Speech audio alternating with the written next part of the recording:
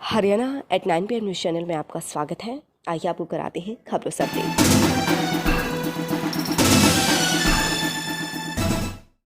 गुरुकुल मटिंडू वरिष्ठ माध्यमिक विद्यालय में रविवार को एनसीसी कैडेटों की लिखित व शारीरिक क्षमता परीक्षा ली गई, जिसे पास करने वाले कैडेट को ए श्रेणी सर्टिफिकेट उपलब्ध कराया जाएगा।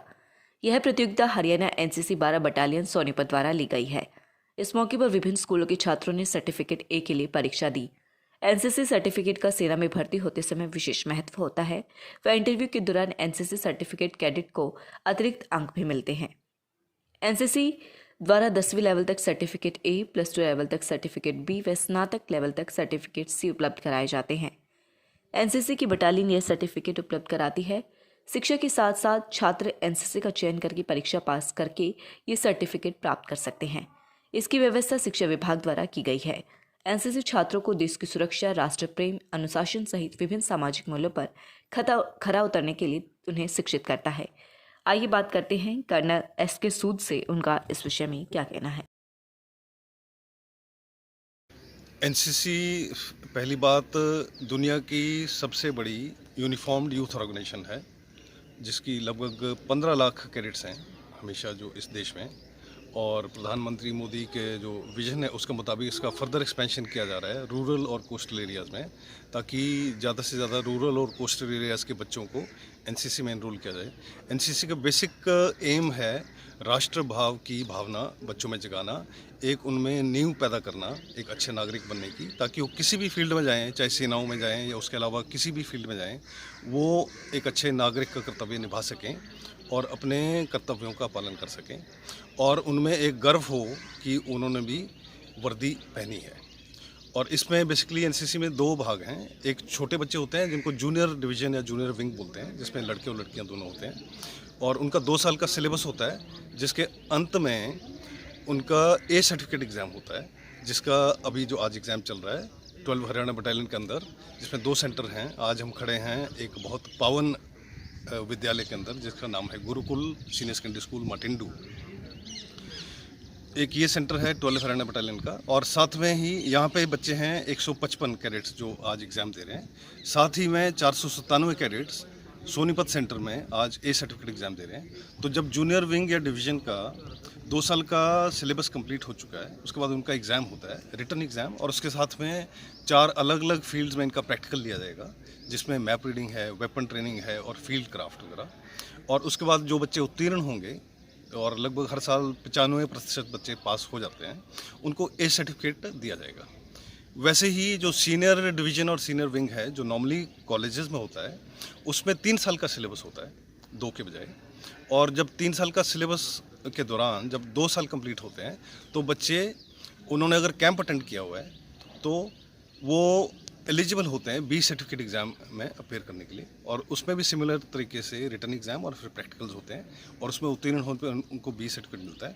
और जब तीसरा साल वो सीनियर डिवीज़न और विंग का ख़त्म होता है, तो वो सी सर्टिफिकेट एग्ज़ाम के लिए अपेयर करते हैं। अब ये एक इंसेंटिव है। पहली तो बात, एनसीसी में इंसेंटिव की ज़रूरत नहीं है।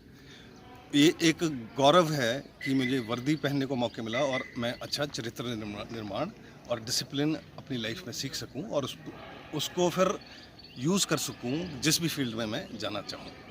लेकिन क्योंकि ये एक एक्स्ट्रा आप कह सकते हैं बर्डन या जिम्मेवारी है हर एक कैडेट पे, क्योंकि इसका भी काफ़ी लंबा चौड़ा सिलेबस है, और जिससे उनको बाकी भी अपनी पढ़ाई करनी है, तो इनको इंसेंटिव देने की ज़रूरत है, ताकि ज़्यादा से ज़्यादा बच्चे ऑप्ट करें एनसीसी के लिए। इसके लिए रिसेंटली पिछले 1-2 साल में सेंट्रल गवर्नमेंट ने इंसेंटिव अनाउंस किए हैं। वो बेसिक इंसेंटिव क्या है कि अगर किसी कैडेट के पास ए सर्टिफिकेट है, तो उसको किसी भी सेंट्रल परीक्षाओं में, चाहे सेनाओं में भर्ती है या सेंट्रल फोर्सेस हैं, सीआरपीएफ, बीएसएफ, सीआईएसएफ वगैरह, 2 एक्स्ट्रा बोनस मार्क्स मिलेंगे ए सर्टिफिकेट के लिए। बी के लिए 3 मार्क्स मिलेंगे, और जिनके पास सी सर्टिफिकेट है उनको 5 बोनस मार्क्स तो मिलेंगे ही। साथ में सी, क्योंकि एक बहुत बड़ी उपलब्धि है सी सर्टिफिकेट, उनको सेनाओं की भर्तियों में रिटन एग्ज़ाम माफ़ है, जो काफ़ी टफ होता है। तो जितने सी सर्टिफिकेट होल्डर हैं, वो रिटर्न के बजाय डायरेक्टली वो अपना जो रिक्रूटमेंट रैली जो है उसमें अपना वो दौड़ और बाकी मेडिकल वगैरह अगर वो पास कर लें, तो डायरेक्ट सेना में भर्ती होते हैं। सिमिलरली ऑफिसर बनने के लिए भी आर्मी, नेवी, एयरफोर्स में जिसके पास सी सर्टिफिकेट है, उसको एक उस नज़रिए से देखा जाता है कि इस बच्चे में कोई कौशल है या इसमें जुनून है।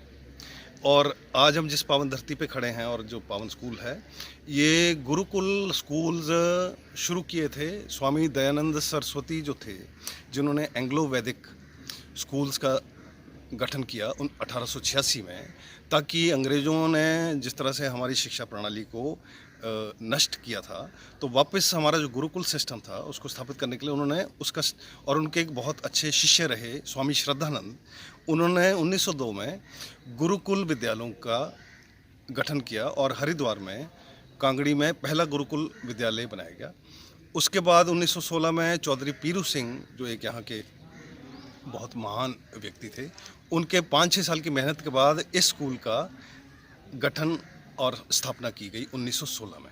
तब से ये स्कूल चल रहा है। गुरुकुल स्कूलों का जो सिस्टम है वो है जैसे वैदिक काल में गुरुकुल हुआ करते थे, जैसे आचार्य होते थे द्रोण, भृगु वगैरह, जहाँ निःशुल्क बच्चों की शिक्षा की जाती थी और एक वो समाज सेवा के रूप में उनको शिक्षा प्रदान की जाती थी, जिसमें कोई फीस नहीं होती थी। पूरा मैनेजमेंट से लेके प्रिंसिपल, टीचर सब निःशुल्क समाज सेवा के तौर पे बच्चों को पढ़ाते थे। वही सिस्टम यहाँ गुरुकुलों में चले आ रहा है, मार्टिंडू में भी।